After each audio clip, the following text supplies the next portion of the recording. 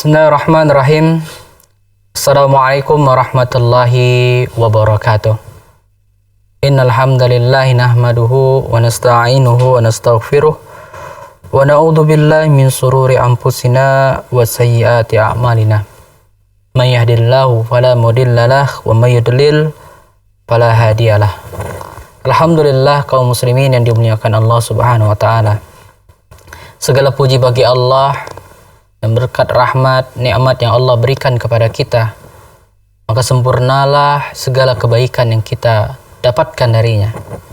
Sempurnalah segala apa yang kita nikmati ya, dari kehidupan kita, dari kita membuka mata sampai kita kembali menutup mata, dan bahkan ketika kita tidur, dalam tidur itu pun kita masih merasakan betapa banyaknya nikmat yang Allah berikan. Namun terlebih dari segala nikmat yang Allah berikan tersebut, nikmat yang besar yang mesti kita jaga adalah nikmat hidayah, nikmat masih merasakan manisnya iman, yang dengannya kita semangat untuk beribadah kepada Allah dan terus bisa mengambil atau menjalani kehidupan kita ini dengan terus belajar menuntut ilmu, talabul ilmi. Juga tentunya salawat dan salam pada Nabi besar Muhammad sallallahu alaihi wasallam yang kita semua sangat menginginkan menjadi umatnya yang nantinya mendapatkan syafaat darinya, menjadi umat yang kiranya berada di barisannya, bukan termasuk umat-umat yang menyelisihinya dan bahkan menjadi orang-orang yang berhadapan dengannya karena kita menyelisihi dari ajaran Nabi Muhammad SAW. Maka salawat dan salam ya kita hadiahkan kepada Nabi Muhammad SAW yang semoga kiranya Allah terus berikan kebaikan untuknya dan juga tentunya untuk kita, yang kita membutuhkan syafaat tersebut menyelamatkan kita dari segala keburukan nantinya di akhirat. Amin, amin ya rabbal alamin. Kaum muslimin yang dimuliakan Allah, dalam acara kita di kajian Tazkiyatun Nufus, kita masih lanjutkan ya di bab doa ya. Kita telah membahas beberapa di antara adab-adab dalam berdoa, yang mana dengan adab-adab tersebut kita berharap ya ini menjadi di antara sebab-sebab dimudahkannya doa kita diijabah oleh Allah ya, dimudahkannya doa yang kita panjatkan setiap harinya agar diterima dan diijabah oleh Allah. Dan tentu keyakinan-keyakinan yang harus kita bangun ya di atasnya, karena ketika kita berdoa kepada Allah maka keyakinan sangat penting di sana. Menghadirkan hati dalam doa kita adalah sesuatu modal dasar yang harus kita miliki dalam berdoa. Karena jika seseorang ya, Allah katakan innallaha la yaqbalu, Allah tidak menerima doanya wal qalbin ghafil, hati yang lalai Allah tidak menerima. Jadi alangkah sia-sianya kalaulah kita termasuk orang-orang yang ketika berdoa tapi pikiran kita entah kemana-mana melayangnya, maka sia-sia. Kita sangat ingin ya doa yang kita panjatkan kepada Allah itu kiranya adalah doa-doa yang Allah ijabah ya. Kita ingin doa kita itu walaupun tidak langsung Allah kabulkan kepada kita, kabulkan di dunia, kabulkan ketika kita memintanya, tapi kita berharap dia tetap berbuah kebaikan. Setidaknya termasuk keutamaan yang kita dapatkan sebagaimana dalam riwayatnya Nabi menggambarkan bahwasanya nanti datang malaikat kepada hamba-hamba Allah di akhirat dengan membawa pahala yang sangat banyak dan dia berikan kepada hamba tersebut. Sang hamba atau orang-orang beriman tadinya dia berkata, apa ini? Dari mana asalnya ini pahala-pahala yang begitu banyak dibawa oleh para malaikat? Maka para malaikat mengatakan kepadanya, ini adalah pahala dari amalan doamu yang belum Allah kabulkan di dunia, yang belum Allah kabulkan semasa hidupmu, dan engkau telah berdoa dengannya. Maka ketika itu apa yang terjadi? Mereka semuanya berharap kiranya semua doa yang mereka panjatkan semasa hidupnya belum Allah kabulkan, sehingga Allah ganti dengan pahala yang begitu banyak yang kiranya sangat dia butuhkan di akhiratnya. Nah, kaum muslimin yang dimuliakan Allah, tentu ya kita menginginkan perkara tersebut. Maka sekali lagi kita katakan, tidak ada ruginya seorang hamba berdoa kepada Allah. Sama halnya ketika kita merasakan, ya, kita dapati ada seorang teman, seorang sahabat yang selalu membantu kita dalam kesulitan. Ketika kita butuh suatu pertolongan, kita butuh masukan, ketika kita memiliki keluh kesah, kita datang kepadanya, kita ceritakan masalah kita, kemudian dia memberikan solusi, dia memberikan pertolongan, dan dia orang yang bisa kita percaya dalam permasalahan kita. Maka apa yang kita lakukan? Maka kita setiap kali menghadapi masalah, membutuhkan seseorang, tentu kita akan datang kepadanya terlebih dahulu. Karena sudah tertanam di hati kita, dalam diri kita, dia adalah orang yang bisa kita andalkan. Dia adalah orang yang selalu ada dan bisa membantu kita. Nah, dia adalah manusia yang ada kalanya dia akan berhenti atau memiliki kelemahan dan dia tidak bisa membantu kita. Kalaulah kepada manusia yang kita tahu dia punya kelemahan, kekurangan, toh kita bisa bersandar kepadanya, toh kita bisa selalu datang dan percaya padanya. Bagaimana dengan Allah Rabbul Alamin, yang dia memiliki dunia dan seisinya, yang dia bisa melakukan apapun yang dia ingin lakukan, dan dia tentunya bisa mengabulkan lebih dari harapan kita. Kaum muslimin yang dimuliakan Allah, mudah-mudahan bermanfaat. Kita akan lanjutkan lagi insyaallah setelah beberapa jeda berikut ini.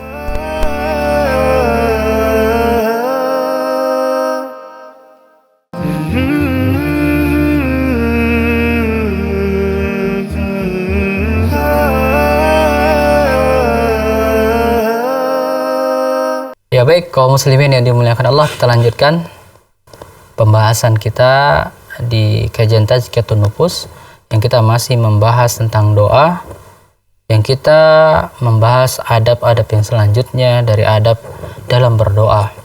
Nah, kaum muslimin yang dimuliakan Allah, adab selanjutnya itu adalah adab dalam berdoa.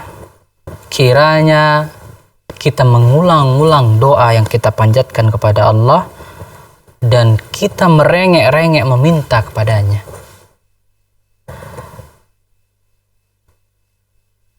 Di antara kita mungkin memiliki anak, punya anak, atau kita pernah melihat seorang anak yang dia menginginkan sesuatu, baik itu dia ingin agar kiranya dibelikan jajan atau ingin dibelikan mainan. Maka apa yang dia lakukan ketika orang tuanya, ayah atau ibunya belum juga memberikan apa yang dia inginkan? Si anak mungkin awalnya dia merengek sekedarnya saja.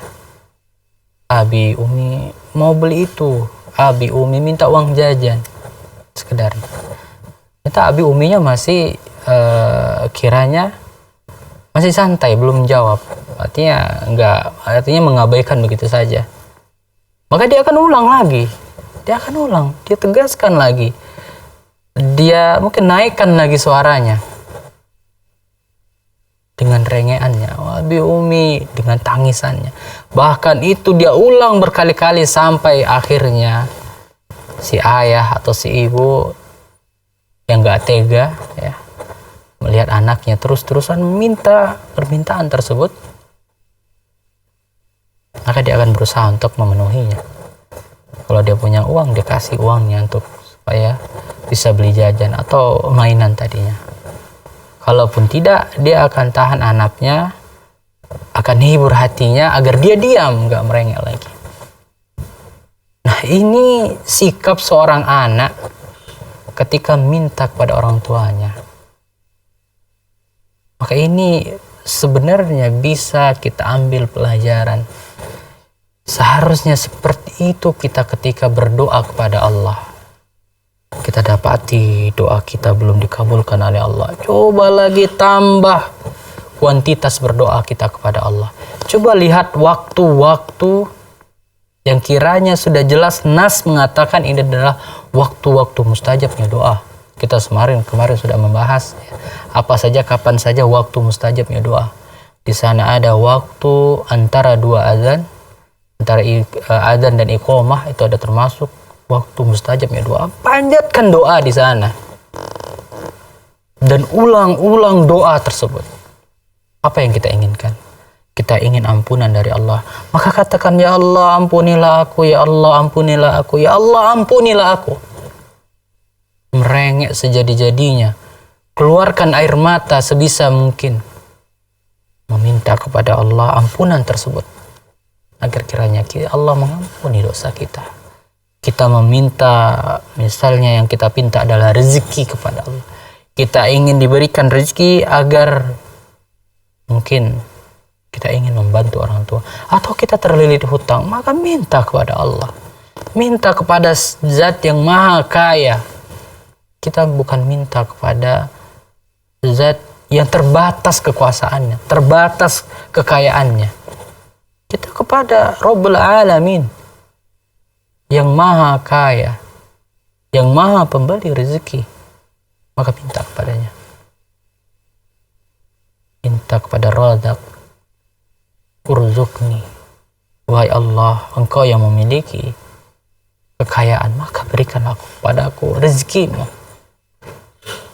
Allah sangat senang, di antara adab kita berdoa itu, Allah senang ketika kita sebutkan nama-nama kemuliaannya, Asmaul Husna. Bukankah jelas ada nasnya di sana? Itu bisa kita jadikan wasilah untuk kita meminta kepada Allah. Kita minta kesehatan, maka seru nama Allah Syafi', pemberi kesehatan. Maka minta kepada Allah yang memberikan sakit, maka Engkau yang memberikan kesehatan, wahai Rabbul Alamin. Minta kepadanya dan ulang permintaan tersebut. Ambil pelajaran dari bagaimana sikap seorang anak ketika dia menginginkan sesuatu kepada orang tuanya. Maka coba kita praktekkan pula hal tersebut kita dengan Rabb kita. Cari waktu-waktu yang kita ulang terus doa tersebut agar Allah ijabah doa tersebut.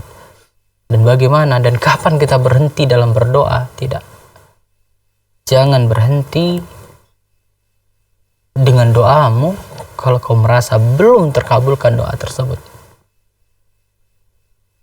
Karena bisa jadi Allah memiliki cara yang lain untuk mengabulkan doa kita. Contoh seorang anak yang dia minta izin kepada orang tuanya. Dia minta izin kepada orang tuanya untuk bisa pergi bersama temannya. Dan orang tuanya ternyata tahu teman yang akan menjadi kawannya pergi itu orang yang tidak baik.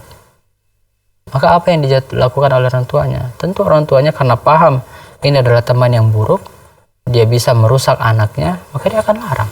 Atau dia tidak akan kabulkan permintaan tersebut. Nah, bisa jadi seperti itulah. Ya. Ketika kita minta kekayaan kepada Allah dan Allah belum berikan, bisa jadi karena Allah tahu si hamba ini, kalaulah ku beri dia harta, maka dia akan lupa dan jauh dariku. Sehingga Allah masih tahan. Allah masih lihat kapan waktu yang tepat untuk si hamba ini menerima kebaikan atau mengabulkan doanya. Atau bisa jadi Allah tidak kabulkan, ya seperti tadi di dunia, tapi nanti di akhirat Allah berikan kepadanya. Atau bisa jadi Allah gantikan keburukan yang seharusnya menimpa kepadanya, Allah selamatkan dia dari keburukan tersebut karena doanya. Maka di sana dikatakan, ya, kalaulah ada yang menjadi musuh atau lawan dari musibah atau bala, maka itu adalah doa. Nah, kaum muslimin yang dimuliakan Allah, maka jangan tinggalkan doa kalau kita ingin terhindar dari banyaknya bala atau musibah. Kita akan lanjutkan insyaallah setelah beberapa jeda berikut ini.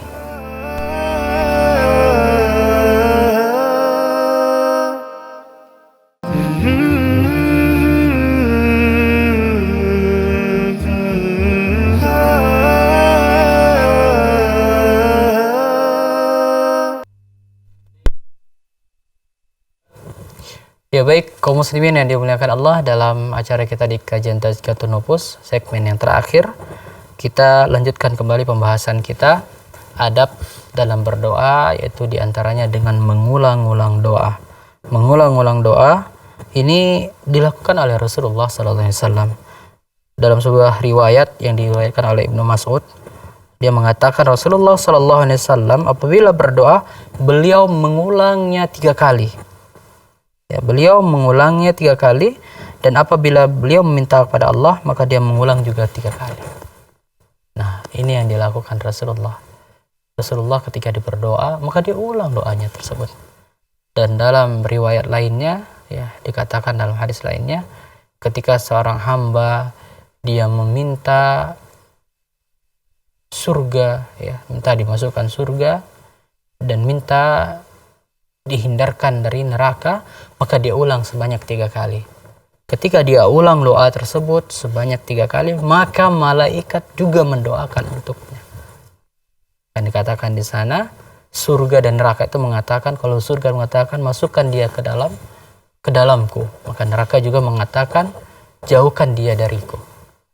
Kita juga bisa mendapatkan doanya surga dan doanya neraka dengan doa yang kita panjatkan semasa kita masih hidup. Nah, kaum muslimin yang dimuliakan Allah, dari sini ya kita bisa lihat betapa pentingnya pengaruh doa tersebut. Sampai jelas maka benar apa yang dikatakan oleh Nabi kita Muhammad SAW, kalaulah ada yang bisa merubah takdir, maka itu adalah doa. Maka itu adalah doa. Maka dari sini ya, kalaulah kita ingin mendapatkan banyak kebaikan, jangan tinggalkan doa.